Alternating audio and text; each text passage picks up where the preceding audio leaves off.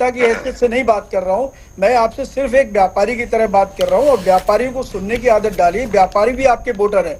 आप ये समझिए कि जो योगी जी में और आप सब सरकारों में जो आए, जो बेसिक एक फर्क आया वो ये आया था कि नियत का फर्क क्या होता है, वो योगी जी ने दिखाया।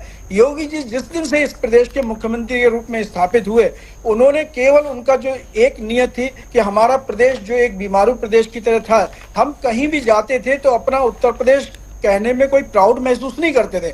आज हम सबको कहीं बाहर जाते हैं तो ये बताते उत्तर प्रदेश है, और हम अपने व्यापारी भाइयों से कहते भी हैं कि आप लोग अब यहाँ आइए, यहाँ सुरक्षा की कोई कमी नहीं है। तो व्यापारी के लिए सबसे बड़ी चीज जो है वो सुरक्षा, दूसरी चीज है बिजली, तीसरा इन्वेस्टमेंट फ्रेंडली माहौल।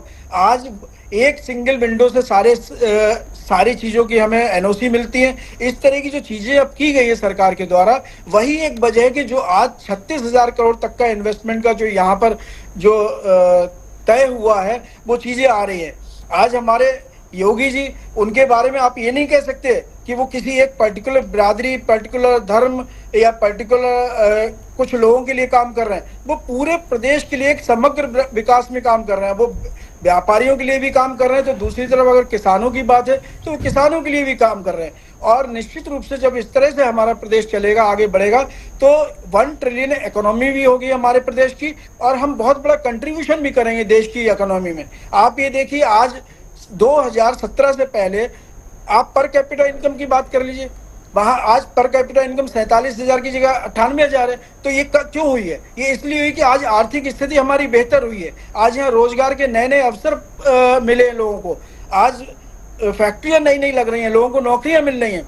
तो ये सब चीजें हैं। आप धर्मेंद्र जी थोड़ा सा अगर आप चीजों को समझेंगे, आप केवल, अरे नवनीत जी, मैं कह रहा हूँ, मैं तो नहीं, मैं 4 किताब बता रहा हूँ, 10 नाम बताइए इन्वेस्टमेंट की। बात करेंगे तो आपकी बात लोग सुनेंगे।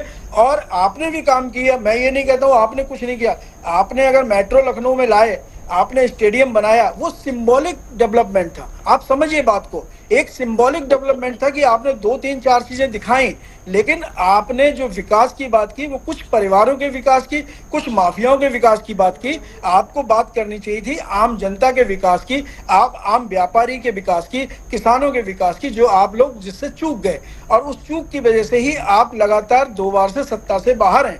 और मैं शुभकामनाएं दूंगा, अगर आप इन सब चीजों को समझ लें, आप व्यापारियों के दर्द को समझ लें, उनकी बात करें, तो हो सकता है कि आगे आपको भी मौका मिले और आप इस जो माइलस्टोन जो योगी जी ने सेट किया, आप उससे भी अच्छा काम करें। लेकिन उसके लिए आपको अपना थोड़ा सा अपने आप को खोलना पड़ेगा, अपनी चीजों को समझना पड़ेगा। आज व्यापारी जो पुराने अनुभव रहे हैं आपकी सरकार से, उसकी हिम्मत नहीं है कि वो आपके साथ चलने को तैयार हो, क्योंकि वो बहुत डरता है। उस समय का माहौल बहुत डरावना माहौल था। उस समय जो है एक उद्योग में जिस तरह से डीजल खर्च होता था, बिजली मिलती नहीं साहब, 17 घंटे बिजली की कटौती करते थे आप लोग, जहां पर आपका विधायक नहीं होता था।